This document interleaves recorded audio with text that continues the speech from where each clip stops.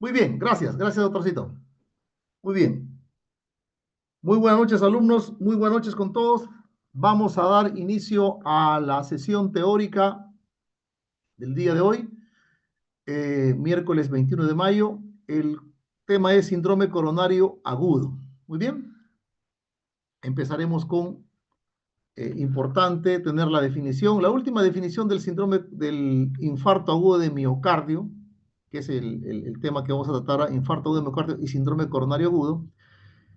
En el 2018, la Sociedad Europea de Cardiología y la Sociedad Americana del Corazón, la Sociedad Mundial de Cardiología, hicieron un consenso de expertos, ¿no?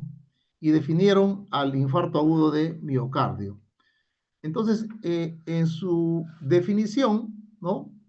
Eh, Hicieron mucho hincapié en diferenciar dos cosas que traían a veces, muchas veces se traía a colación esta situación. Uno, diferenciar entre injuria o lesión miocárdica de lo que es un verdadero infarto agudo de miocardio. La injuria o lesión miocárdica era la mera elevación de la troponina cardíaca al menos un valor por encima del límite superior de referencia del percentil 99. Es decir, en otras palabras, que un paciente tuviese una troponina elevada en su sangre no significa necesariamente que es un infarto agudo de miocardio. ¿Por qué es importante recalcar esto? Porque esto lo van a ver ustedes todos los días en su práctica médica y créanme que aquí y en el mundo es un motivo de consulta frecuente al cardiólogo y consultas que realmente muchas de ellas no ameritan. Eh, Muchos pacientes pueden tener como parte de algunas enfermedades insuficiencia renal, falla cardíaca aguda, cardiopatía isquémica crónica, etcétera, tener niveles de troponina elevadas por encima del percentil 99, o sea, por encima del, digamos, del rango de normalidad, y sin embargo esto no significa que tengan infarto de miocardio. El infarto agudo de miocardio se define como una lesión miocárdica donde se puede encontrar evidencia de esa isquemia miocárdica aguda y que el comportamiento de la elevación de la troponina es dinámico, es decir, que hay una elevación y una caída de los valores de troponina cardíaca. ¿Ya? Entonces, infarto agudo es lesión miocárdica con evidencia de isquemia miocárdica, ya sea electrocardiográfica, ya sea con imágenes, ya sea ecocardiográfica, ¿no? Con un comportamiento dinámico de las troponinas en sangre, es decir, con una elevación y una caída de estos valores. Muy bien. Como habíamos dicho, no toda elevación de las troponinas es sinónimo de infarto agudo de miocardio. Miren ustedes las diferentes condiciones que pueden producir una troponinemia, ¿no? Es decir, una elevación de la troponina, lo cual definitivamente no es normal tampoco, ¿no? Pero que se le conoce como daño, lesión o injuria miocárdica, que no constituye un infarto agudo de miocardio. Situaciones como anemias severas, situaciones como hipotensión, shock, enfermedad renal crónica, insuficiencia renal, insuficiencia cardíaca, una taquicardia ventricular sostenida, ¿no? Este tipo de cosas, de tipo de situaciones pueden condicionarnos a que el paciente pueda elevar sus niveles de troponina por encima del rango de normalidad, que se define como encima del percentil 99, ¿no? Y no significar que el paciente ha tenido un infarto agudo de miocardio. Entonces ya esto queda zanjado. Bien, ¿no? Entonces miren ustedes las diferentes condiciones, las diferentes condiciones que van a producir una elevación de las troponinas, ¿no? Como ustedes pueden ver acá, obviamente la ruptura de una placa aterosclerótica con trombosis, o sea, en sí un infarto de miocardio las eleva, pero debajo de ellas pues hay una serie de condiciones cardíacas y no cardíacas que van a elevar la troponina y no por ello tenemos que asumirlas como un infarto agudo de miocardio o estar interconsultando o haciendo traer al cardiólogo a medianoche o, digamos llenando de interconsultas por pacientes que tienen este estudio alterado y no tienen evidencia de otro tipo, ¿no? Ni siquiera electrocardiográfica, sintomatológica, ni imagenológica de un problema de daño miocárdico. Muy bien. Entonces, la elevación de troponinas es frecuente en pacientes ingresados en áreas críticas, que es el área de nuestro, digamos, de nuestro estudio, ¿no? Paciente crítico. Esto es frecuente la elevación en los pacientes que ingresan a áreas críticas y se asocia con un pronóstico adverso, independientemente de la enfermedad subyacente. O sea, si bien es cierto que no significa toda elevación de troponinas que sea un infarto de miocardio, su elevación es un marcador de mal pronóstico, ¿no? En diferentes tipos de condiciones cardíacas y no cardíacas. Muy bien. Ahora, cuando nosotros hablamos de infarto agudo de miocardio, usualmente nos referimos al infarto agudo de miocardio tipo 1, que consiste en la ruptura, ulceración, erosión y disección de una placa aterosclerótica con la formación de un trombo que ocluye completamente esa arteria coronaria, produciendo la isquemia, posteriormente lesión y necrosis del tejido miocárdico que depende de la irrigación de esa coronaria comprometida, ¿no es cierto? Es el típico infarto tipo 1, o sea, el fenómeno de placa ateromatosa es el que casi hablamos la mayoría. Pero miren ustedes, hay 5 tipos de infarto, ¿no? Esto también se ha adaptado de la última definición universal de infarto de miocardio que fue el 2018, o sea, hace ya 7 años. Hay un infarto tipo 2 y esto es bastante frecuente también en la práctica clínica de paciente crítico, que se da por un desbalance isquémico, pero hay un desequilibrio entre la oferta y demanda miocárdica de oxígeno, pero que no implica un fenómeno, digamos, de placa, por ejemplo, un vasoespasmo, por ejemplo, una situación en la cual el paciente haga isquemia miocárdica por desequilibrio, pero no hay un fenómeno de oclusión completa de la arteria coronaria, ni un fenómeno de destrucción o erosión de una placa ateromatosa en la luz de la arteria coronaria.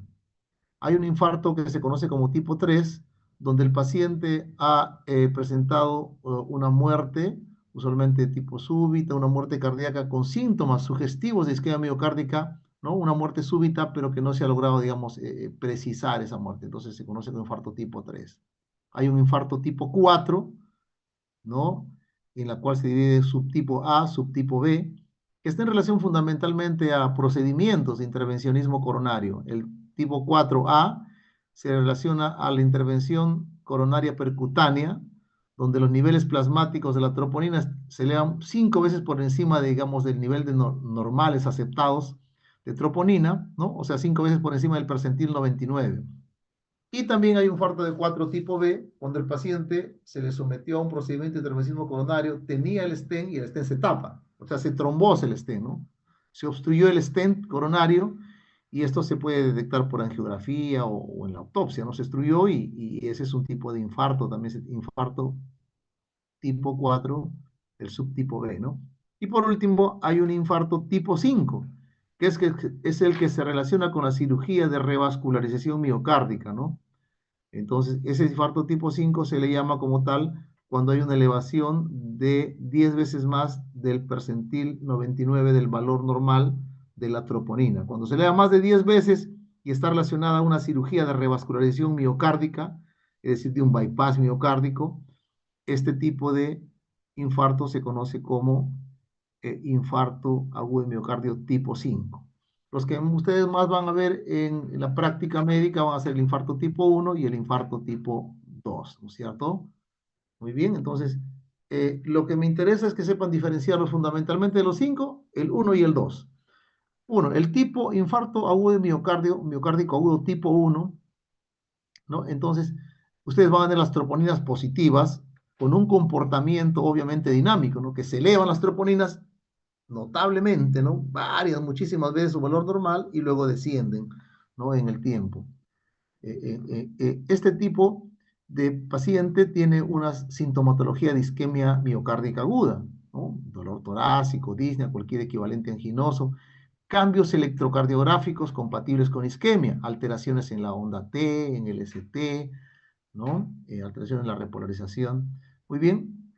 También tiene la aparición de ondas Q patológicas, es decir, de ondas de necrosis, ¿no? O sea, las ondas que corresponden al tejido necrótico se fueron unas ondas Q.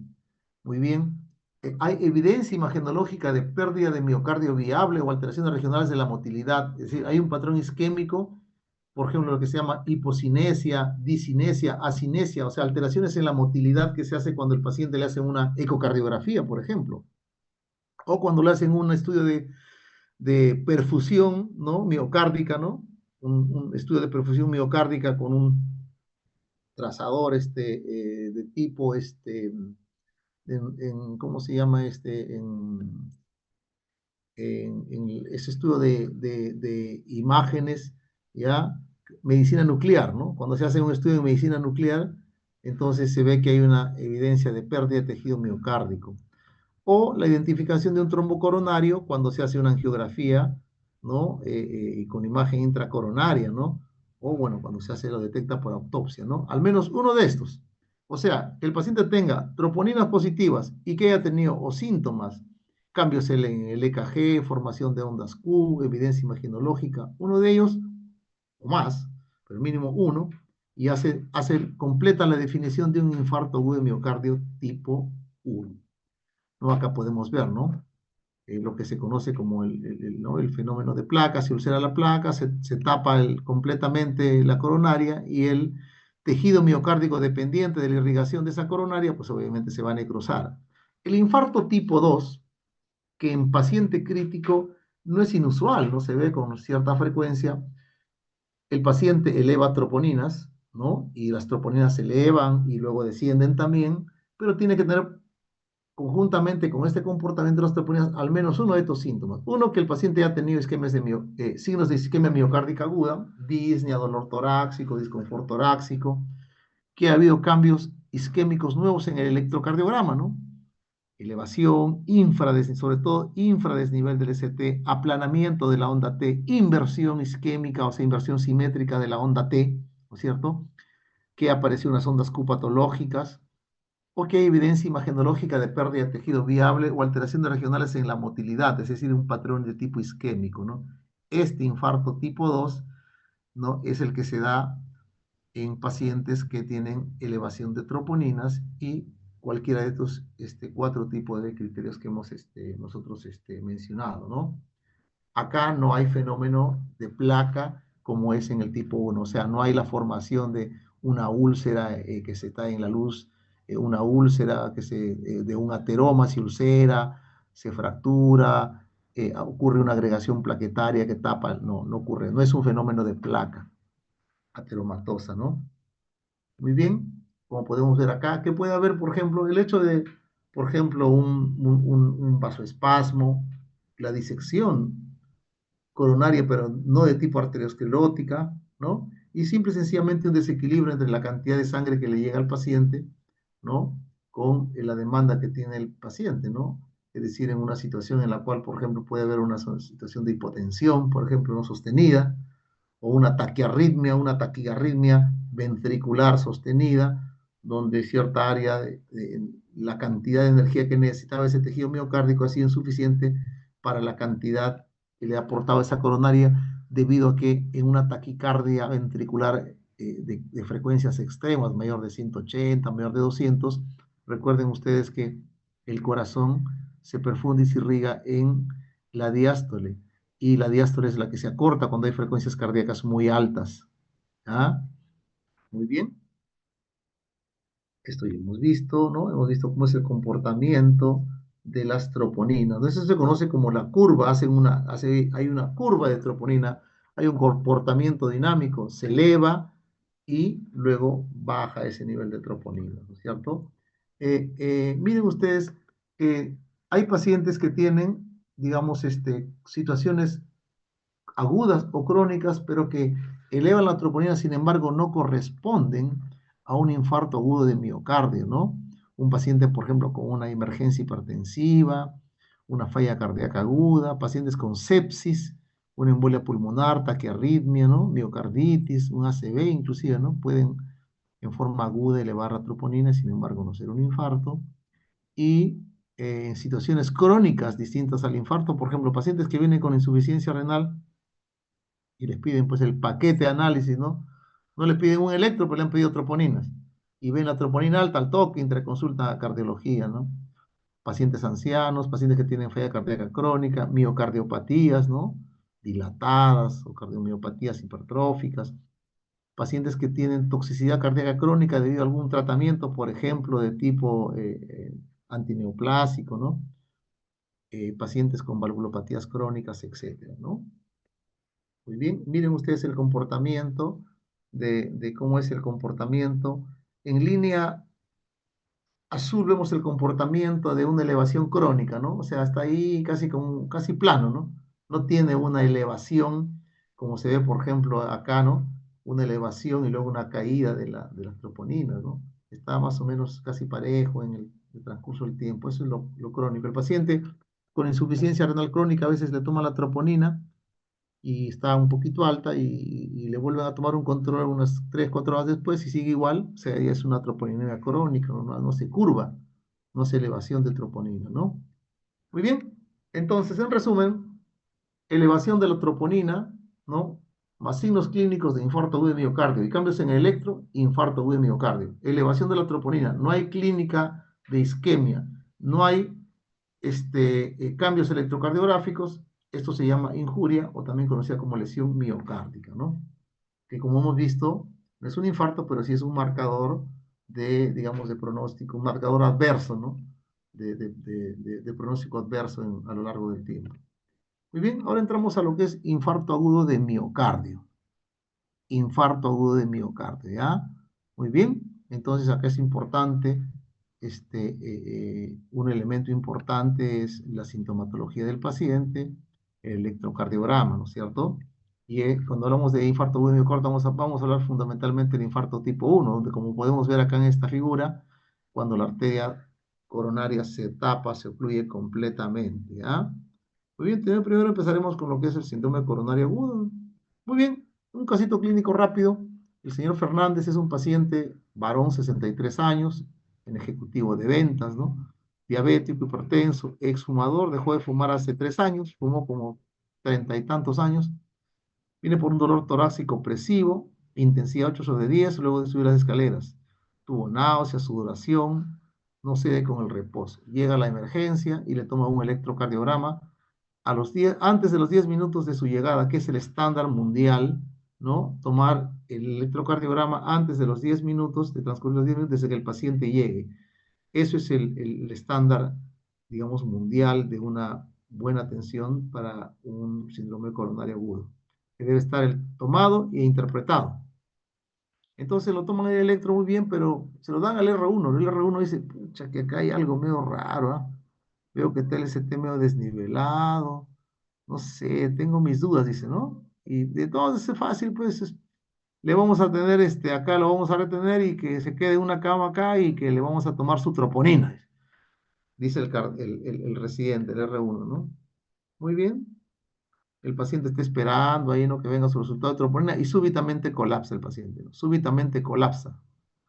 Y cuando colapsa el paciente, lo conectan al toque se ponen pilas, lo meten a shock trauma, lo conectan a un monitor cardíaco y ustedes ven este tipo de taquiarritmia que ustedes ya conocen porque han llevado taquiarritmia, ¿no? Una taquiarritmia de complejos anchos, regular, asociada a cardiopatía isquémica, que es una taquicardia ventricular, ¿verdad? El paciente está con su taquicardia ventricular, como está haciendo dolor torácico, tipo tenso, le dan su cardioversión eléctrica, ¿no? Y después de que revierte a ritmo sinusal, se controla el ataque de ritmo y le toma un electro. Y ahí ven, pues efectivamente ya lo ve el asistente, ¿no? El médico con un poco más de experiencia y ve que tiene superiores niveles B1, B2, B3, B4, B5, todo es un infarto anterior extenso. Al toque se ponen pilas, lo llevan a la sala de hemodinamia. En la sala de hemodinamia le encuentran que tiene un bloqueo del 90% de la arteria descendente anterior izquierda, ¿no? Ya destapan la arteria coronaria y le hacen su angioplastía, le colocan su stent y todo chévere, ¿no es cierto? Muy bien. Entonces vamos a hacer una definición, clasificación del SICA, vamos a hablar un poco de la fisiopatología, el cuadro clínico, cómo se diagnostica y el tratamiento del síndrome coronario agudo. ¿Ah? Muy bien. Realmente, cuando uno habla de síndrome coronario agudo, es un grupo de entidades clínicas que van secundarias a la obstrucción, que puede ser parcial, ¿no? Pero importante, ¿no? Una importante obstrucción, pero parcial al fin, o puede ser completamente, ¿no? Total, una obstrucción total del flujo coronario, que es provocada por un trombo, que es secundario pues, a una lesión o ruptura de una placa teromatosa. Es decir que, como dice acá en la figura, el síndromes coronarios agudos comprende todo un espectro, ¿no? Que va desde la angina inestable al infarto agudo de miocardio ST no elevado hasta el infarto agudo de miocardio con elevación del ST, ¿no? Muy bien. Entonces, un poquito la fisiopatología, miren ustedes. La alteración endotelial, ¿no? Que ocurre cuando cuando se enfrenta este endotelio del paciente a una serie de factores de riesgo coronario. El paciente es hipertenso, es diabético, encima de esto fuma, tiene colesterol alto, tiene dislipidemia y no hace ejercicios, tiene obesidad. Todo este tipo de factores de riesgo coronario, que todos lo conocemos, ¿no? Diabetes, hipertensión, tabaquismo, sobrepeso, todo eso ejerce a través del tiempo una alteración endotelial y predispone a que el paciente tenga una formación de placas de ateroma que son vulnerables y por cualquier motivo estos ateromas se rompen. Entonces hay una ruptura de placa. Cuando se rompe esa placa ateromatosa comienza el fenómeno de trombosis, se activan las plaquetas. En primer lugar hay vasoconstricción. O sea, las primeras medidas, ¿no? Que ocurren cuando hay una ruptura de una placa. Hay vasoconstricción, hay activación plaquetaria y se forman los trombos. Y todo esto produce una reducción de el flujo sanguíneo coronario a través de esta coronaria que está obstruida, en mayor o menor medida, y obviamente pues que lleva el oxígeno, que lleva la sangre, oxígeno, ¿verdad? Entonces hay una brusca disminución del aporte de oxígeno miocárdico y empieza pues obviamente el angina, que puede terminar hasta en una necrosis del tejido miocárdico, ¿cierto? Pues ahí tenemos tres, digamos, situaciones como la angina inestable, el infarto de miocardio sin elevación del ST y el infarto de miocardio con elevación del ST, ¿no? Como podrán ustedes darse cuenta, el electrocardiograma es un elemento importante en las definiciones operacionales de uno u otro para diferenciar uno u otro, ¿no es cierto? Hablan del ST, ¿no es cierto? Que se eleva, ¿no? Entonces, cuando nosotros tenemos una angina inestable, podemos tener que el electro puede estar normal o puede haber algunos cambios, ¿no? eh, eh, como por ejemplo el infradesnivel del ST, o pueden también aplanarse la onda T o invertirse la onda T, ¿no es cierto? Cuando hay un infarto agudo de miocardio sin elevación del ST, puede ocurrir cambios isquémicos inespecíficos como infradesnivel del ST, inversión simétrica de la onda T, aplanamiento de la onda T, o sencillamente no haber mayor repercusión, ¿no? Y cuando tenemos un infarto agudo con elevación del ST, efectivamente vemos acá que el ST está elevado respecto a la línea isoeléctrica. Eso lo vamos a explicar en un momentito. Miren ustedes, cuando hablamos del ST elevado, tenemos que primero identificar al punto J, ¿ya?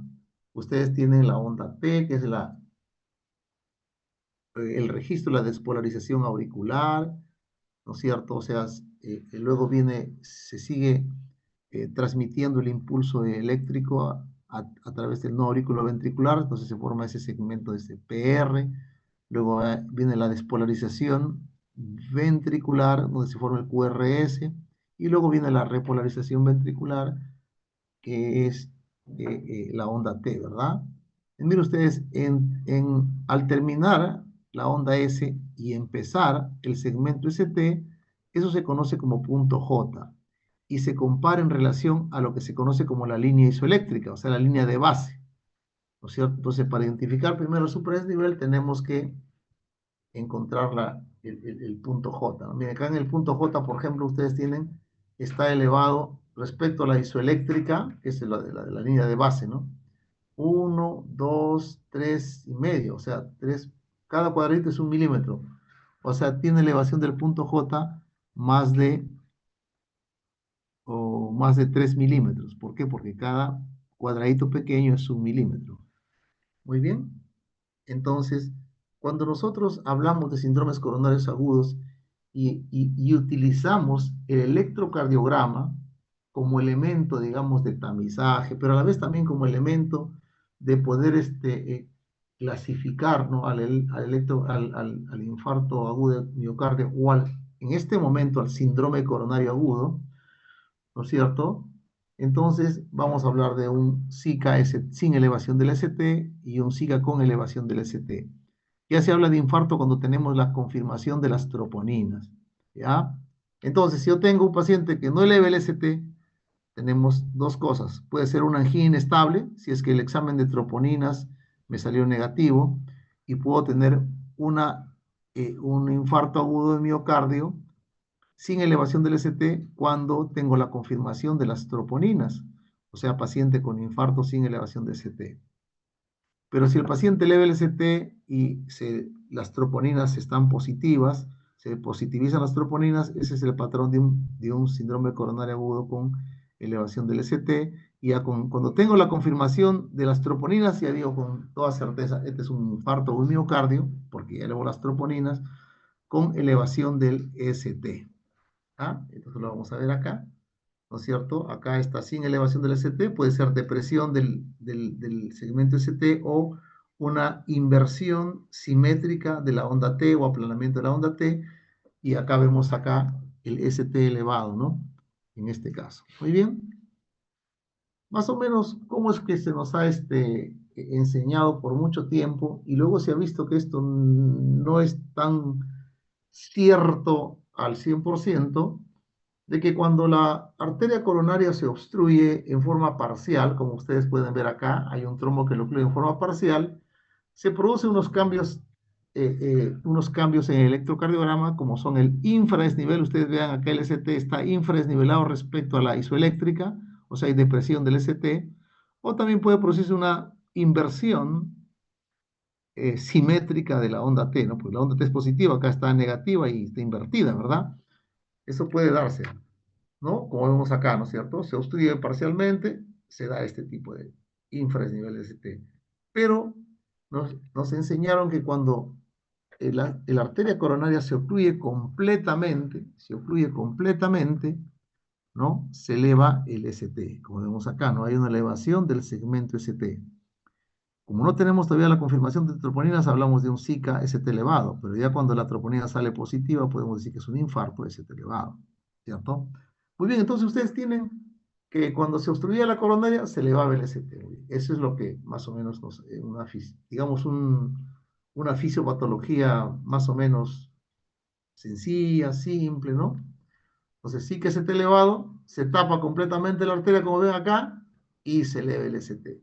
Eso, hasta ahí está todo chévere, todo bonito, ¿verdad? E inclusive miren ustedes este febrero, enero, febrero de este año, ¿no? Lo mismo, ¿no? Síndrome coronario agudo, ST elevado, está tapado, ST no elevado, o sea, no es ST elevated myocardial infarction, dice trombo parcialmente ocluido. Y ST no elevado, como ustedes pueden ver, ST no elevado, perdón, ST elevado, trombo ocluido completamente, ¿no? Dice el ST y ustedes pueden ver los cambios. Pero acá abajito, ahí en letras chiquitas, como el contrato, cuando dice, en letras chiquititas, dice, hace una capa y dice, maybe negative, ¿no? Podría ser, puede ser negativo si esto ocurre en un corto tiempo que se han iniciado los síntomas, ¿no? O sea, como que, pero ese maybe, ese que puede ser, ese que podría ser, eso realmente se ha visto que es un porcentaje más o menos importante, ¿ya? Muy bien, entonces, el fenómeno de la oclusión coronaria aguda no es tan simple realmente. El fenómeno de la oclusión, cuando ocurre una oclusión coronaria, miren lo que pasa. Primero está normal, vean acá donde dice normal, ¿no es cierto? Ustedes pueden ver acá normal, la onda T, el QRS, la onda T, ¿no? El patrón, digamos, el patrón del ciclo cardíaco normal. Y el primer signo que ocurre en las primeras minutos o inclusive 1 o 2 horas podría ocurrir que cuando se obstruye la coronaria, hay la formación de una onda T grande, no se llama ondas T hiperagudas. Después de eso ya ocurre la elevación del ST, que puede ocurrir también desde minutos o puede ocurrir hasta horas, inclusive, ¿no? De ahí se forma la onda Q, se invierte la onda T y así hasta se va recuperando después de tiempo. En lo que nos compete a nosotros, que vemos la parte aguda, también puede ocurrir que en el mismo evento se forme la onda Q, perdón, se forme una onda T. El primer signo de isquemia miocárdica, ¿no? Que es esta onda T grande, hiperaguda, elevación del ST, puede haber unos fenómenos de reperfusión, también se puede reperfundir las coronarias nuevamente y presentarse de esta forma, ¿no? Como una onda T, ¿no? Diafásica, ¿no? Bifásica, perdón, esta onda T bifásica o esta onda T invertida, ¿no? Que son patrones, digamos, ya conocidos esto se llama el patrón de Wellens. Son patrones conocidos electrocardiográficos, ¿no?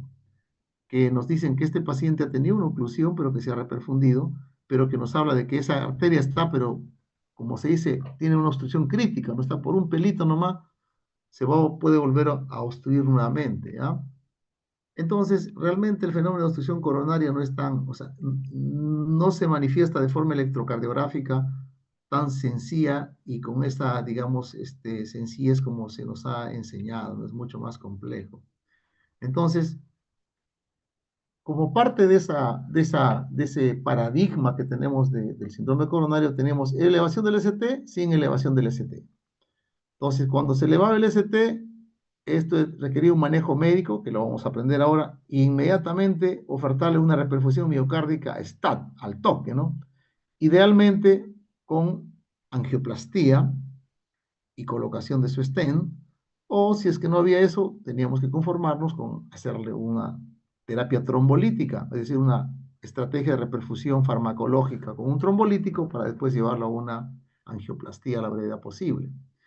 Si el paciente no elevaba el ST, o sea, no tenía el ST elevado en su electrocardiograma, entonces se le clasificaba como sí que ST no elevado o angina inestable, ¿no? Perdón, IMA ST no elevado, angina inestable y se le daba manejo médico, o sea, el tratamiento convencional, pero que no requería el llevársele a una angioplastía de emergencia, de urgencia, STAT, ¿no?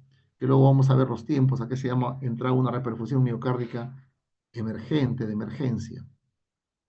Entonces, eso se había definido esta forma ¿no? de trabajar, que hasta ahora se mantiene, pero más o menos en los últimos 25 o 30 años, ¿no? O sea, a fines de 1900 y en los primeros años del 2000 ya se tomó cuerpo esta forma de, en base al ST, definir si el paciente se tenía que reperfundir de forma inmediata o no, ¿no es cierto? Pero, bueno, pues ya en los últimos 25, 30 años ha habido pues un boom del intervencionismo coronario, ¿no? De tal manera que se ha creado una gran data, o sea, miles de pacientes que han sido sometidos a angiografía y cateterismo cardíaco, ¿no? Y se tiene información, ¿no? Entonces, obviamente las mentes inquietas, ¿no? Las mentes inquietas han hecho, pues, obviamente con esto trabajos de investigación respecto a cuál es el patrón electrocardiográfico en los pacientes que tenían la arteria coronaria completamente ocluida, ¿no?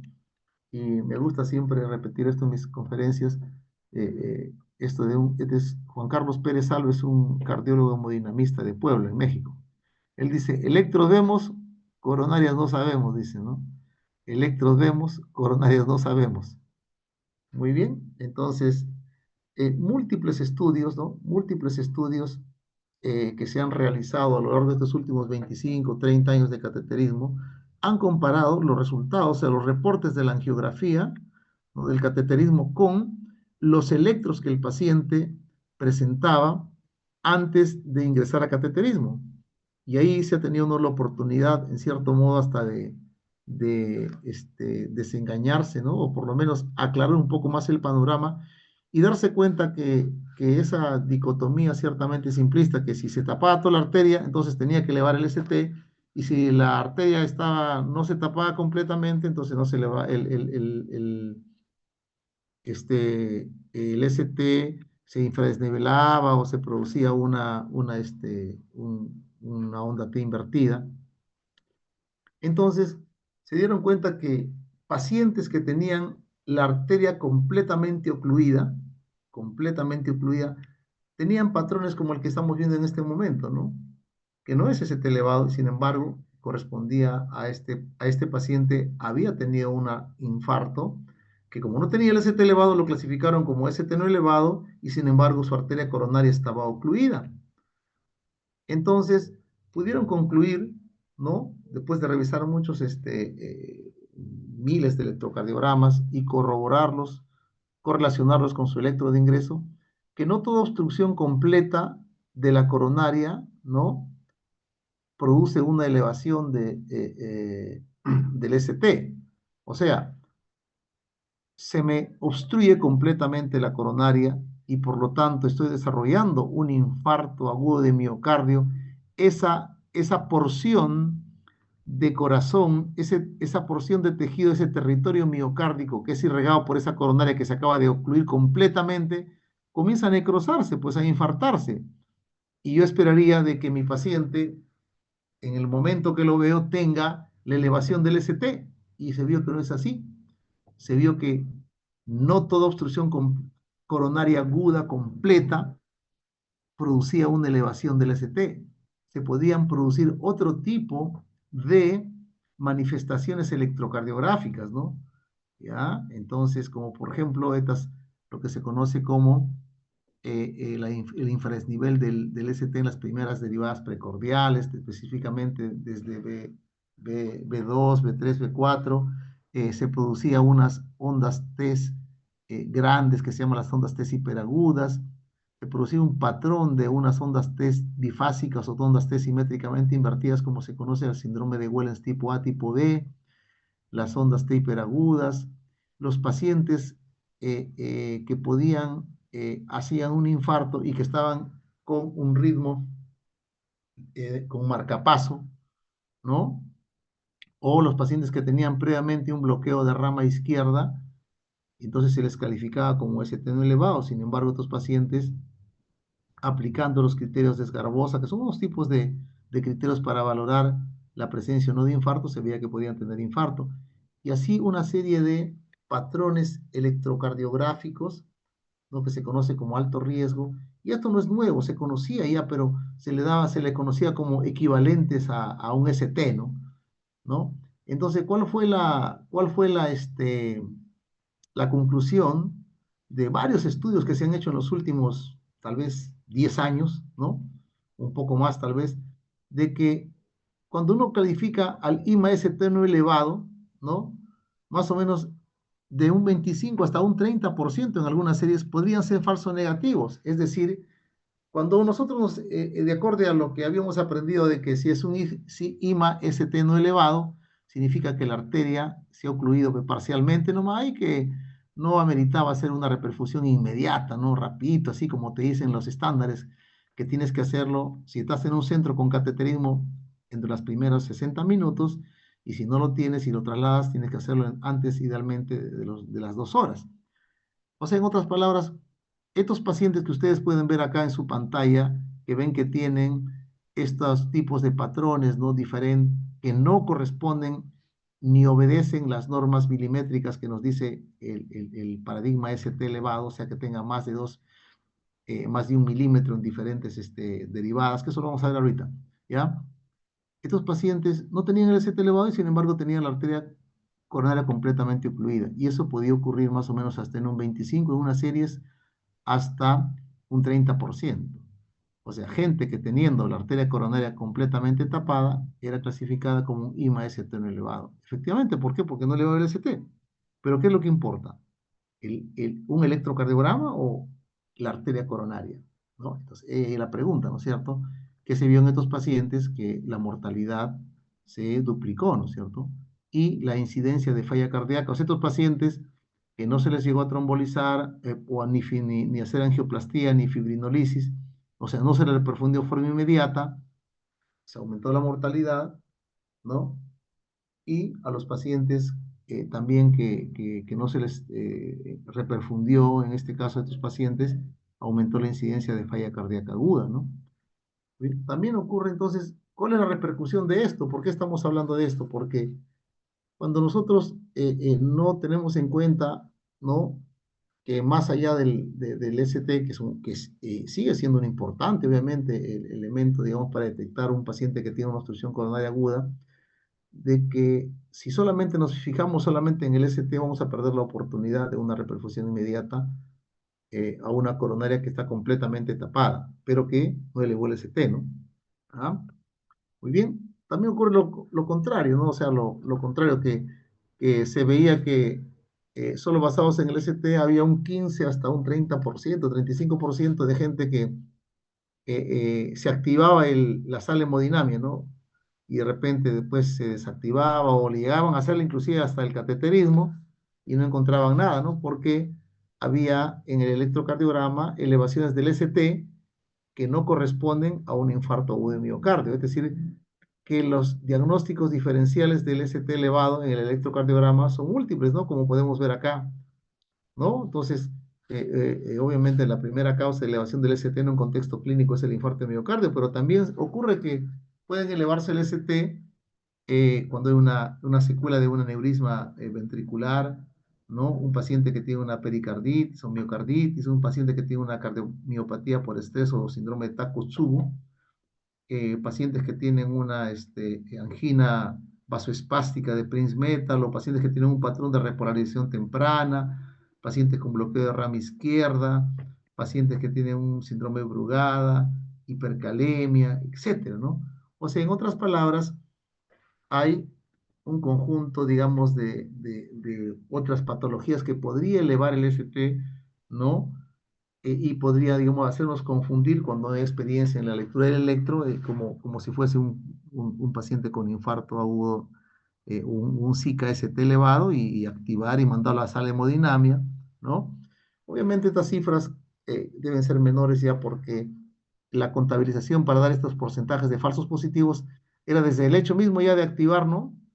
Muchos de estos pacientes se activó la sala de hemodinamia y ya tenemos un infarto, y después lo veía el cardiólogo, o lo chequeaban nuevamente, o le tomaban otro electro, veían que había cambios y que realmente no era un infarto, entonces, pero ya se había activado el sistema de la sala de hemodinamia, ¿no? Otros sí llegaban a hacer el cateterismo y no encontraban nada, pues, ¿no? O sea, fue un falso positivo. ¿Eso que conllevado? Bueno, iatrogenia, gasto de recursos, etcétera, no está libre, ningún procedimiento invasivo está libre de alguna complicación. De tal manera que, en conclusión, no toda elevación del ST es un infarto agudo miocárdico. Eso tiene que saber valorarse en el contexto, ¿no? Entonces, hay una serie, miren ustedes, de características. En cada cuadradito hay diferentes electrocardiogramas que tienen elevación del ST, pero que tienen características especiales que lo definen, que podemos nosotros encontrar en ellas y descartarlas como que no son un infarto agudo de miocardio, ¿no? Por ejemplo, para darles un ejemplo, ¿no? En una pericarditis, por ejemplo, ¿no? Las elevaciones del ST son difusas, ¿no? O sea, no describen un área anatómica específica, porque cuando ocurre un infarto, se ocluye una arteria coronaria que tiene un área específica, el septum, la cara lateral, la cara anterior, la cara diafragmática, y eso corresponde a determinado tipo de derivadas.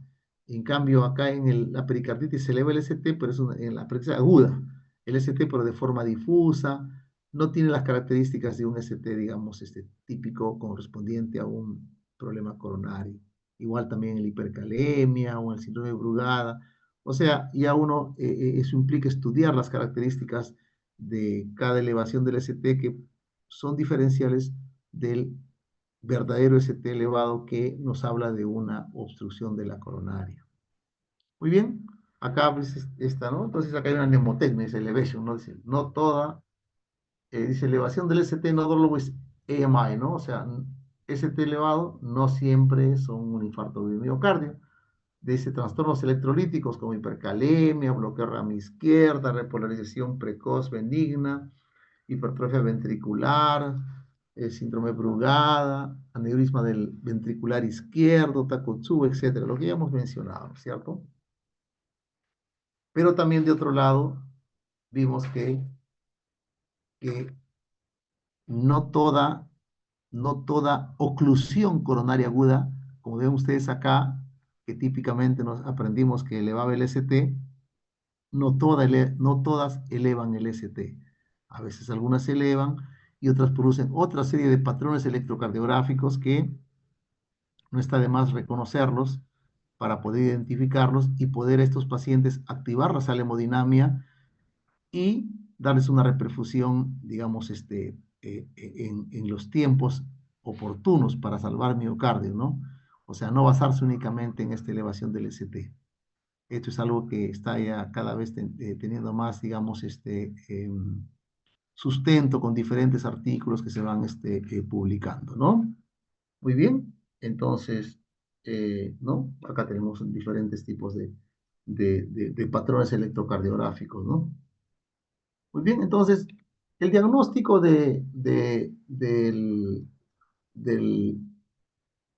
infarto de un miocardio está en relación a la presencia, uno, de sintomatología, ¿no? La historia clínica, o sea, los signos, los síntomas, cómo es que las características semiológicas del dolor torácico o de los síntomas que presenta el paciente, ¿no? Clínica, por un lado. El otro lado es el electrocardiograma y el otro punto también son las enzimas cardíacas, ¿no? Cada vez hay más unas troponinas de tipo ultrasensibles que antes al principio pues había que esperar con un máximo de 4 horas, recién se elevaban de 4 a 6 horas, luego de 2 a 4 horas y actualmente pues ya menos de 6 2 horas ya pueden estarse elevando de forma significativa las troponinas, ¿no? O sea, el cuadro del paciente, siempre recuerden, primero el dolor torácico, es el síntoma, digamos, bandera, ¿no? Que no siempre se presenta, pero en el grueso del paciente se va a presentar dolor torácico, que tiene unas características, ¿no? Usualmente tipo central, que puede ser retroesternal, mayor parte de veces, pero también puede ser un dolor en el cuello o epigástrico también, ¿no? Es opresivo, como pesadez, es fuerte, ¿no? Es intenso, ¿no? Le produce al paciente, es fuerte, que le produce hasta a veces signos vegetativos como sudoración, náuseas, esa expresión de que es un dolor fuerte, de que hay una descarga adrenérgica, se puede irradiar, ¿no? Cuello, brazo, hombros, ya sea derecho o izquierdo, es un dolor más o menos sostenido, ¿no? No vienen hincadas, ¿no? Es un dolor sostenido, ¿no? Se me dolía, o sea, acá 15, 20, 30 minutos, ¿no? Es un dolor sostenido y puede estar acompañado de signos vegetativos, ¿no? Muy bien, sudoración, ¿no? Importante saber reconocer que existen lo que se llama la presentación de los equivalentes anginosos y que antes se conocía como los síntomas atípicos, ¿no? Que en las últimas guías las guías que salieron en el 2023 sugerían no llamarlos síntomas atípicos porque realmente lo típico es que sea atípico, decían, o sea, no siempre se dé ese cuadro, o sea, no por si el paciente no presenta típicamente un dolor torácico con las características isquémicas, ya vamos a descartar con eso un infarto de miocardio. Hay pacientes que presentan, en vez de dolor, disnea, fatiga, ¿no? Disnea súbita, un falta de aire, que me siento que me ahogo, me canso, se ponen diaforéticos, no transpiran mucho, tienen náuseas o vómitos, o debutó con un síncope, ¿no? Y después queda con cierto disconfort torácico, no típico, pero que le falta el aire, dolor de cuello mandibular, ¿no? Y miren ustedes, los pacientes que tienden a hacer estos tipos de, o sea, el mayor porcentaje de pacientes que hacen esta presentación, entre comillas, atípica o no típica son las mujeres y los pacientes también ancianos, ¿no? Las mujeres y pacientes ancianos, ¿no?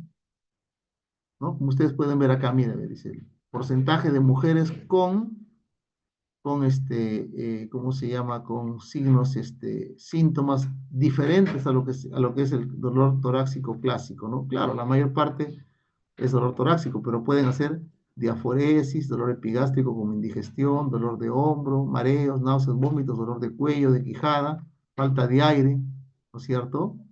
Entonces, la mujer es un grupo de riesgo para muchas veces poder confundirse y no diagnosticar rápidamente el dolor de pecho, haber retrasos en la toma del electrocardiograma a las mujeres, porque hace pues síntomas un poco diferentes a lo que uno espera siempre que hay un infarto, que piensa que todo es dolor de pecho, y no es así. Muy importante para darle también un peso, ¿no? Aunque la presencia no lo confirma completamente, ni tampoco la ausencia de cualquiera de estos descarta, pero en líneas generales, el paciente, digamos, los factores de riesgo de peso, ¿no? Desde un punto de vista más probabilístico es pacientes que sufren de diabetes, tienen más posibilidades, diabéticos, hipertensos, fumadores, que tienen el colesterol, dislipidemias, colesterol alto, que sufren de obesidad, que son mayores de 50 años, que tienen antecedentes familiares, ¿no? Sobre todo hermanos o padres que han fallecido antes de los 50 por un infarto de miocardio. Y esto de mayores de 50 años no quiere decir que si un paciente tiene pues 40 años ya descartas infarto, ¿no? Hay gente que ha infartado, no es la mayoría, pero que ha infartado de 25, 30 años, sobre todo esos que son atletas, que usan esteroides o que consumen cocaína, pueden presentar un infarto gente joven, ¿no? De mediana edad, es en sus 30, ¿no? ¿No? Entonces eso se está viendo cada vez más, ¿no? De tal manera que no se puede tomar uno a la ligera el mero hecho de un dolor torácico. Tiene siempre que ser evaluado con una buena anamnesis, conocer los patrones de presentación de este síndrome coronario agudo, ¿no? Entonces es importante, tomamos el electrocardiograma, ¿no? Las derivadas precordiales, hay derivadas de extremidades, ¿no? Tenemos las derivadas de extremidades, ¿no? ¿Cuáles son? De uno, de 2, de 3, ABR, ABL, ABF, las derivadas precordiales, B1, B2, B3, B4, B5, B6. En total son 12 derivadas que tiene el electrocardiograma, ¿no? Lamentablemente, pues el electrocardiograma prácticamente es su visión, ¿no?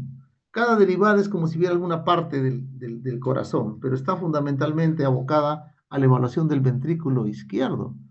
Entonces hay parte del ventrículo derecho, la parte posterior del corazón, no le evalúa bien el electrocardiograma, ¿no? Entonces son vacíos que puede tener la visión del electrocardiograma. Miren ustedes cómo tenemos acá, ¿no? Por ejemplo, cómo ven las diferentes derivadas, cómo ven al corazón, ¿no? La pared, por ejemplo, lateral alta, D1 y ABL, lateral baja, B5, B6, V5, V6, ¿no?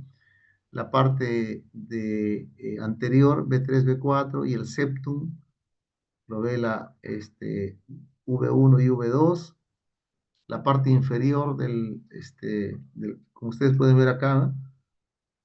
El septum V1, V2, la cara lateral baja, B5, B6, D4, B4 y B3, miran lo que es la cara anterior del corazón, ¿no? Entonces acá lo tienen más fácil acá. ¿Qué parte, qué porción del corazón mira cada una de las derivadas, ¿no? Eso se conoce como SALI, ¿no? Por ejemplo, D2, D3 y ABF, la cara inferior. B1 y ABE, B1, V1 y V2 es el septum, B3, B4, la cara anterior, B5, B6, lateral, baja. D1 y ABL, lateral alta. 2, 3 y ABF, cara inferior.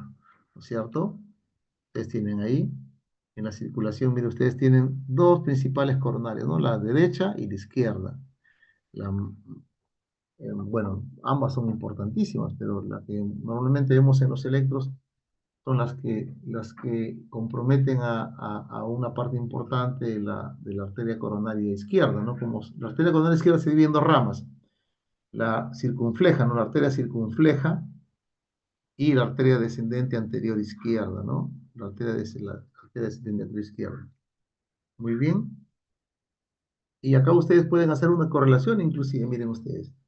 Por ejemplo, si es que el paciente tiene un infarto lateral, que incluye sea B5, B6, D1 y ABL, usualmente la arteria comprometida es la arteria circunfleja. La arteria circunfleja. O una diagonal, la primera diagonal de la descendente anterior izquierda. Pero los de la cara inferior, en un 85%, 80% de veces es la arteria coronaria derecha. Pero también puede ser en un 20% la circunfleja, ¿no?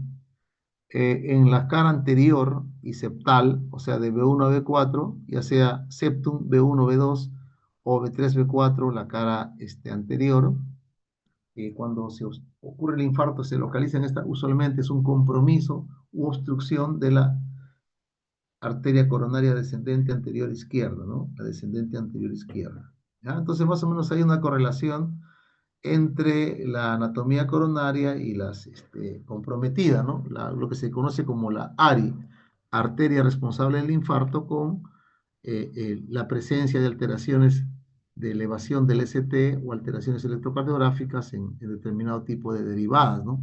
Son 12 derivadas.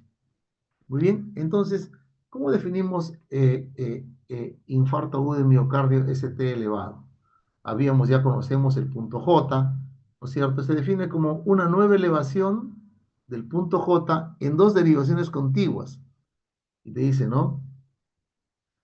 Más de 1 milímetro en cualquier derivada, excepto en V1, V2 y V3. O sea, la segunda y tercera derivada precordial, donde te dice, si el paciente es mayor de 40 años, para que se dé como elevado, como se considere como elevado el ST, tiene que tener más de 2 milímetros en estas, en V2 y V3.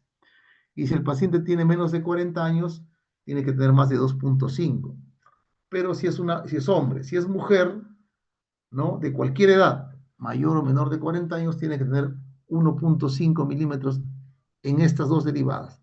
Para el resto de derivadas, o sea, D1, D2, D3, ABR, ABL, ABF, B1, B3, B4, B5, B6, basta con que sea 1 milímetro nada más. Solamente estas dos, y en función de si es hombre o mujer y si es mayor o menor de 50 años, de 40 años, cambia la cosa, ¿no? Entonces ustedes tienen acá, digamos, la definición de electrocardiográfica de un MST elevado, ¿no?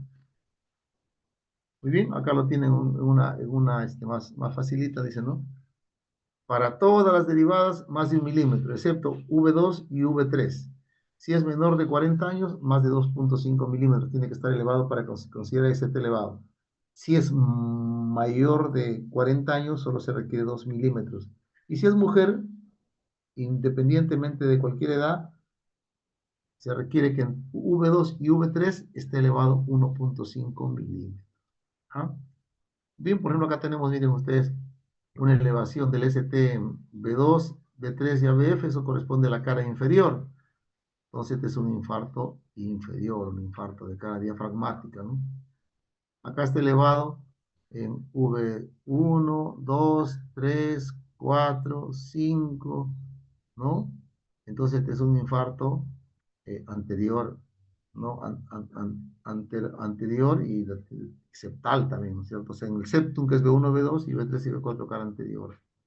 Este es un infarto que está elevado a todo, 2, 3, 4, 5, D1 y ABL, o sea, la cara lateral baja, que es B5, B6, la alta D1 y ABL, está elevado el ST en B1, B2, B3, B4, o sea, eso se conoce como un infarto anterior extenso, ¿no? Esto es producido por obstrucción de la arteria coronaria descendente anterior izquierda, o sea, tapado en forma proximal probablemente. Entonces también tiene algunos puntos vacíos, como habíamos dicho. ¿Qué pasa en el electrocardiograma? No se ve el ventrículo derecho directamente, ¿no? Entonces tiene que extenderse a unas derivadas derechas. Tampoco se ve la parte posterior lo que se conoce como cara posterior, o también cara inferobasal, antes se conocía como cara posterior, ahora se conoce como cara inferobasal, ¿no? Del ventrículo izquierdo, tampoco se ve en forma directa a través del electro, por lo cual tiene que extender a lo que se conoce como derivadas posteriores, ¿no? Derivadas posteriores. ¿No? Ustedes tienen ahí las derivadas posteriores. Muy bien. Las derivadas posteriores son las que están acá en B7, B8, B9. Sí, en la misma nivel, que es el quinto espacio intercostal, pero que está B7 a nivel de la línea axilar posterior, B8 a nivel de la punta de la escápula izquierda y B9 al quinto espacio intercostal, pero a la altura del paravertebral izquierda, ¿no? Y estas son las derivadas derechas, ¿no? V3R, V4R, V5R, V6R. Para ver el ventrículo derecho, una extensión del electrocardiograma, y estas posteriores para ver la cara posterior del ventrículo izquierdo, ¿no? Y entonces, acá ustedes pueden ver las derivadas derechas, Y cuando se sospecha de un infarto posterior, de un infarto derecho, entonces acá tienen ustedes ¿no? Tienen más de 1 milímetro elevado y ya puede confirmarse a través de estas derivadas derechas que el paciente tiene un infarto. En este caso tiene un infarto inferior más una extensión a ventrículo derecho, o sea, un infarto de la cara inferior con extensión a la cara, al ventrículo derecho, ¿no? Estas son las derivadas posteriores, ¿no? El paciente tiene, acá ese es ¿cuándo sospecho que un paciente tiene, cuándo sospecho que un paciente tiene un infarto posterior? Cuando tiene un infradesnivel del ST en V2 y V3. Ustedes pueden ver ahí un infradesnivel notable entre V2 y V3. Y aparte que usualmente el infarto, tanto el infarto derecho, de ventrículo derecho, y el infarto posterior, en la mayor parte de veces se están asociados a un infarto diafragmático o infarto de la cara inferior, es decir, entre 2, 3 y ABF, ¿no es cierto? En este caso también está ahí. Y tienes un infarto inferior con extensión a la cara posterior. Estas son las ubicaciones, como habíamos dicho, ¿no? O sea, la localización del infarto en base a las derivadas, en base a las derivadas que están con el ST elevado, ¿no es cierto? Pero también recordar que ocurre situaciones en la cual puede estar la arteria coronaria completamente ocluida, no elevar el ST y sin embargo dar otros patrones, ¿no?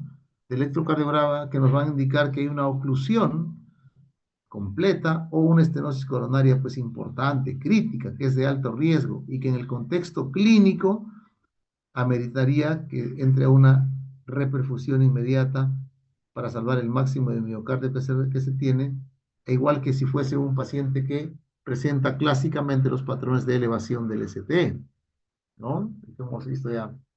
O sea, acá tenemos, ¿por qué tomar un electrocardiograma, digamos, urgente, rápido, ¿no? Porque obviamente nos va a permitir precisar el diagnóstico, determinar las intervenciones de tratamiento, activar la sala hemodinamia, e iniciar la terapia de reperfusión, ¿no? Ya sea con angioplastía o con fibrinólisis o trombolisis, ¿no? O sea, la administración de un medicamento que diluya ese coágulo fresco que recién está obstruyendo una coronaria, ¿no? Importante, tiempo es músculo cardíaco y cada minuto cuenta, ¿no es cierto? Entonces, mire ustedes, esto se mantiene hasta el momento. Dice que estas guías son de 2017, sin embargo, se mantiene estos tiempos, ¿no? En cual, si usted tiene, a ver, usted tiene un paciente que viene por dolor torácico, usted lo va a ver al paciente, le toma un electrocardiograma, y si en el electrocardiograma usted encuentra que tiene un ST elevado, o no un ST elevado, usted va a decir, bueno, le puedo hacer la angioplastía, que es el procedimiento ideal para reperfundir esta coronaria dentro de los primeros 120 minutos. Si lo puedo hacer, ¿no? Si lo puedo hacer,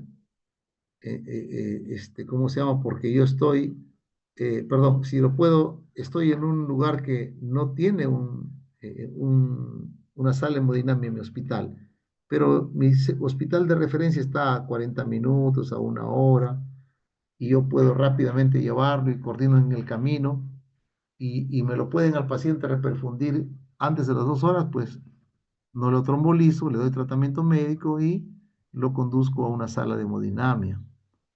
Pero puede ser que yo esté con el paciente o lleve al paciente a un centro que tiene una sala de hemodinamia, cardiólogos hemodinamistas para hacerme el procedimiento, y veo en el electro que me tomaron antes de los 10 minutos o el electro que yo tomé en la consulta en casa, y estoy llevándolo en pocos minutos al centro de que tienen sala de hemodinamia con hemodinamistas y con toda la logística para hacer el cateterismo. La idea es que se haga pues entre los primeros 60 minutos, ¿no? O sea, lo más pronto. Así es, pero más o menos el punto de corte, cuando yo estoy en un hospital, en una posta, un hospital pequeño, un lugar donde no me lo pueden hacer el cateterismo, si le van a hacer el cateterismo con colocación de stent antes de las 2 horas, yo puedo decir, ah, lo traslado a este lugar para generar su cateterismo, pero si es que el lugar está a más de 2 horas, yo no tengo este procedimiento y definitivamente va a ser imposible llevarlo antes de las 2 horas, se recomienda realizar una trombolisis inmediata, ¿no? O sea, y eso debe decidirse rápido, ¿no? Hacerse una trombolisis y tan pronto termina la trombolisis, pues trasladar al paciente a un centro que tenga capacidad de sala hemodinamia, ¿no es cierto?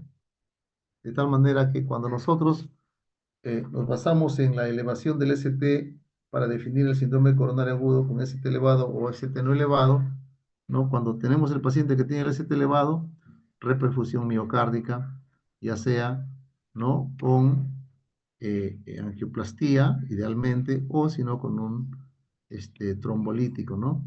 Cuando no esté elevado el ST, damos un tratamiento médico, ¿no? Y la reperfusión lo podemos hacer posteriormente. Esto lo podemos ver acá, ¿no? Recordar siempre, si usted está en un centro hospitalario que tiene la sala hemodinamia, idealmente hacerlo, entrar el paciente a la hemodinamia, para el procedimiento de cateterismo primario, entrar antes de la hora. Si es que yo estoy en un lugar que no dispongo de hemodinamia y lo voy a transferir, idealmente que lo hagan esto, idealmente antes de los 90, pero nunca más de las 2 horas, o sea, antes de las nunca posterior a las 2 horas. Si es que yo veo que imposible, no llego a las 2 horas, o sea, está muy lejos, yo estoy a 4 horas, 5 horas, 6 horas de un centro con hemodinamia, tengo que trombolizarlo, ¿no? O sea, ¿qué cosa tengo que hacer? Una fibrinolizo, una estrategia farmacológica, la administración de un trombolítico, que es un medicamento que intenta diluir el trombo que está obstruyendo mi coronario, ¿no es cierto? Y posteriormente ya lo llevaré a una sala de hemodinamia, ¿no? O sea, en otras palabras, ciclo ST elevado, intervención coronaria, tratamiento médico más intervención coronaria percutánea inmediata o en otro caso, si no tengo esto, le damos un trombolítico.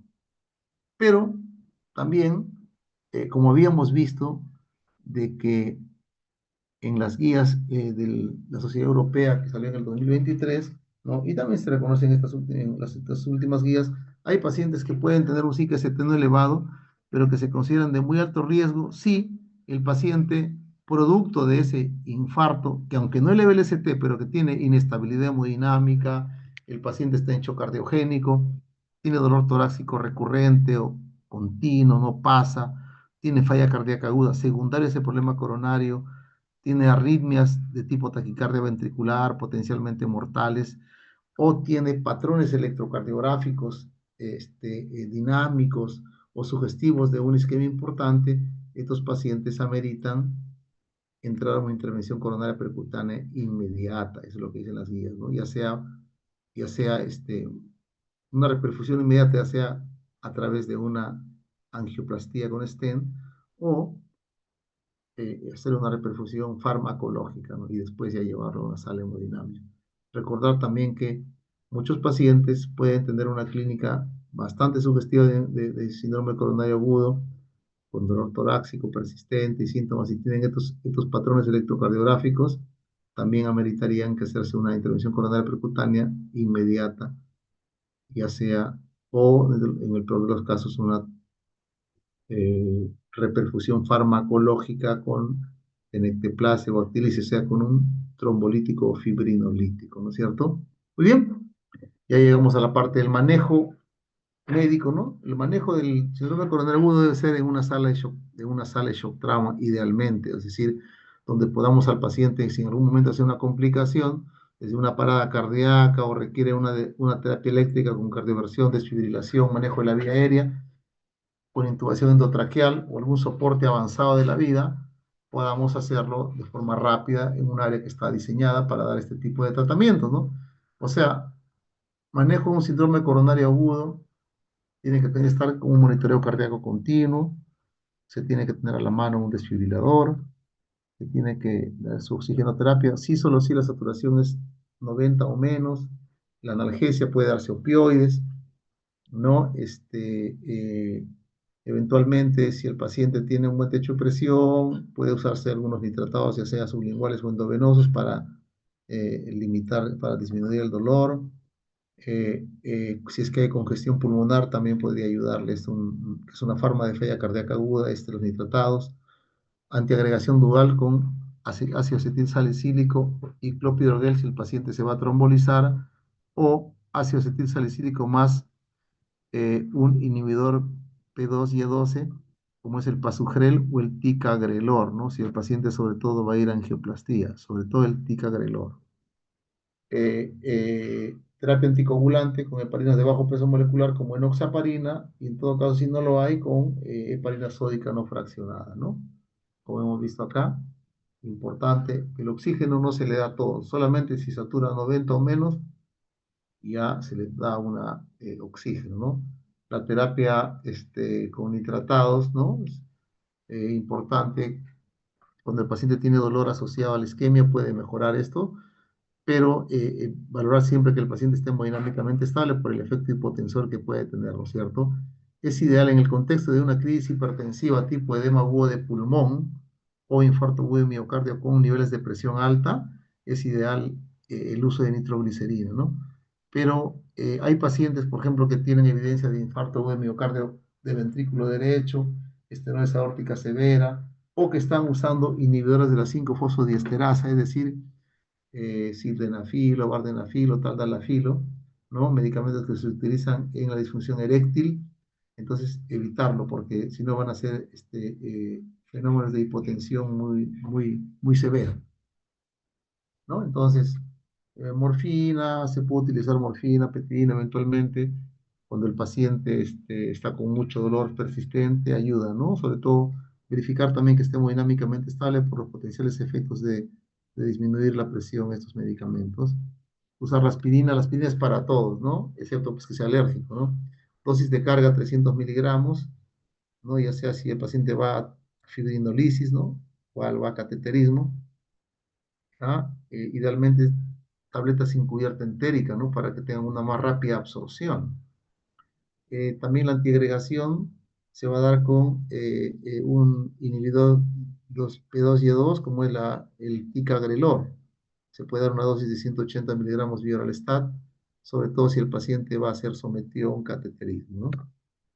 El otro inhibidor P2Y2 es el Pasugrel. El Pasugrel se da una dosis de carga de 60 miligramos, ¿no? Conjuntamente con la aspirina, ¿no? Hay estudios, ¿no? Estos son estudios recientes, ¿no? Hay estudios en la cual se ha hecho una comparación entre cuál es mejor, aspirina más Pasugrel versus aspirina más ticagrelor. Y como ustedes pueden ver acá, dice, no hay diferencias significativas en los resultantes entre los pacientes que han recibido antiagregante plaquetario, ¿no? La antiagregación plaquetaria dual con Pasugel comparada con ticagrelor, ¿no es cierto? No hay significancias en la cantidad de infartos, nuevos ACVs, stroke, trombosis del stent, muerte cardiovascular, sangrado, cualquier causa de mortalidad, no hay mayor diferencia. Puede usar uno u otro. La antiagregación plaquetaria también incluye también el clopidogrel, o sea, una dosis, este, dosis de carga de 300 miligramos, sobre todo si hubiera fibrinolisis, ¿no? Si es que el paciente va a ir a cateterismo y usted no tiene ni ticagrelor ni tiene el pasugrel, puede darle 600 miligramos Bioralstat, ¿no? Más sus 300 miligramos de aspirina, ¿no? O de ácido salicílico. Si es que el paciente es un paciente mayor de 75 años, la dosis de carga ya no será 600 miligramos ni 300, sencillamente será solo 75 miligramos vía oral stat. Recordar lo siguiente, en su perfil, ¿cuál es la ventaja que tienen estos inhibidores P2Y2 12 comparados con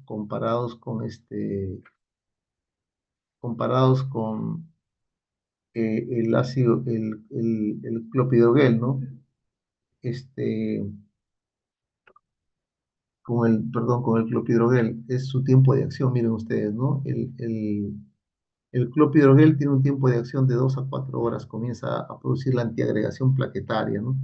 En cambio, el pasugrel, 30 minutos, el ticagrelor, 30 minutos, ese es más rápido, ¿no? es más rápido su acción, ¿no es cierto?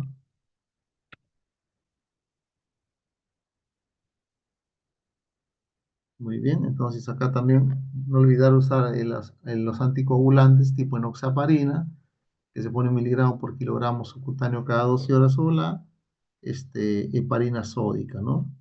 También para la estabilización de la placa, estabilización eh, de la placa ateromatosa, que es donde ocurrió justamente que se ha fisurado, la placa que se ha lesionado y condicionó a que se forme un coágulo, un trombo que obstruye la coronaria, es el uso de atorvastatina, ¿no? Atorvastatina a dosis altas, 80 miligramos se deja usualmente, ¿no? Que tienen efectos de tipo, se conoce como efectos pleotrópicos, es decir, efectos de disminuir la agregación plaquetaria, efectos de estabilizar la placa ateromatosa, ¿no? Y recordar siempre la reperfusión, la terapia de reperfusión, ¿no? Existe la estrategia mecánica, que es a través de la angioplastía, con la dilatación, como ustedes ven acá, la dilatación de un balón para abrir la arteria y para evitar que se ocluya, se le coloca un stent, que son stents medicados, que liberan sustancias de forma continua para evitar que se agreguen las plaquetas, ahí nuevamente se tapen, ¿no? O usted puede utilizar un trombolítico, que es una sustancia fibrinolítica, o como el alteplase o el tenecteplase, que técnicamente diluyen al coágulo que está obstruyendo la arteria coronaria, ¿no? Como ustedes pueden ver acá, ¿no? Entonces hay criterios de contraindicación en qué pacientes no se puede utilizar se puede hacer la trombolisis, ¿no?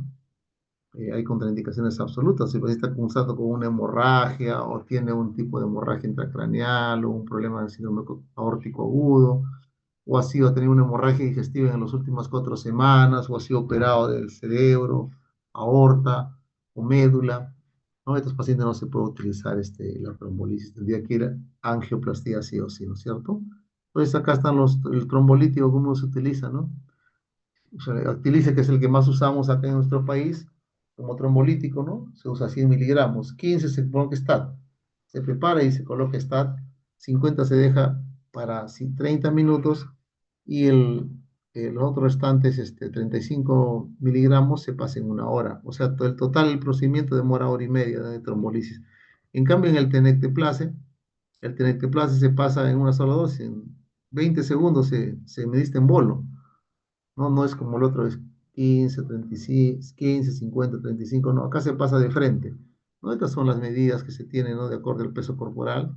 Si está entre 70 y 80 kilos, será pues 8.000 unidades, que son por ahí 40 miligramos, que son en la sustancia reconstituida del tenecteplase, son 8 mililitros, ¿no? Entonces, el tenecteplase se pasa en bolo, ¿no? Y se da por kilo de peso. Eh, eh, los criterios de reperfusión, o sea, ¿cuándo decir que el paciente ha reperfundido, esa arteria coronaria se ha destapado? Porque puede ocurrir también que sea frustra, o sea, el paciente se le someta a la trombolisis o la administración de ese fibrinolítico y puede que no reperfunda el miocardio. Entonces, ¿cuándo se dice que una reperfusión ha sido exitosa o ha tenido ha habido evidencias de una reperfusión secundaria al fibrinolítico? Uno es que alivia el dolor, el alivio del dolor sin necesidad de estar colocando más analgésicos. Segundo, que hay un descenso del superdesnivel en más del 50% con el que se empezó. Se empezó con 4 milímetros, por ejemplo, de elevación del ST y ahora está en menos de 2, ya perfecto, ¿no? O sea, más del 50% de descenso del superdesnivel del ST es un criterio de reperfusión. Aparición de rimas de reperfusión. Recuerden que al destaparse esa arteria coronaria producto del fibrinolítico, se van a liberar a la sangre sistémica, a haber una elevación rápida de las troponinas, lógico, ¿no? Esa arteria ha estado tapada y lo secundario a esa arteria, el cual estaba irrigando ese tejido, estaba pues, necrosándose, muchas células se han muerto y se ha liberado troponinas. Cuando se destapa, esto pasan al torrente sanguíneo y producen una elevación rápida de troponinas, ¿no? Son criterios de elevación, criterios, por ejemplo, de reperfusión post-fibrinolisis, ¿no? Alivio del dolor, descenso del supranivel del ST en más del 50%, aparición de arritmia de reperfusión y elevación rápida de troponinas, ¿no? Este, por ejemplo, es un tipo, ¿no? De arritmia que podría confundirse con una arritmia ventricular porque es una arritmia de complejo ancho, ¿no? Se conoce como una arritmia, eso se llama una ritmo idioventricular acelerado, no es un río, ¿no? Un ritmo idioventricular acelerado que está asociado a un descenso del ST, una reperfusión, ¿no es cierto? Muy bien. Ya para terminar, ¿no es cierto? Los pacientes con SIC ST elevado deben ser tratados con angioplastía primaria de forma inmediata. Si no se expone de angioplastia primaria, deben ser transferidos. Si se prevé que la angioplastía no se va a poder hacer antes de las 2 horas, habrá que fibrinogenizarlo o trombolizarlo. Si la trombolisis ha sido exitosa, el paciente debe ser referido para angioplastía dentro de las siguientes 2 a 24 horas, ¿no? Actualmente se dice a la brevedad posible, ¿no? Que te permita, la trombolisis no termina la cosa ahí. Por más que sea exitosa, el paciente tiene que ir a un cateterismo y a una angioplastía, ¿no? Si la trombolisis ha sido fallida, los pacientes deben ser referidos para una angioplastía de rescate temprano, lo más pronto posible. Muy bien, un gusto de haber compartido con ustedes esta clase, que es un poco más que extensa, ¿no? Así que si ustedes han estado atentos hasta el momento, pues los felicito, ustedes son mis héroes. Bien, chicos,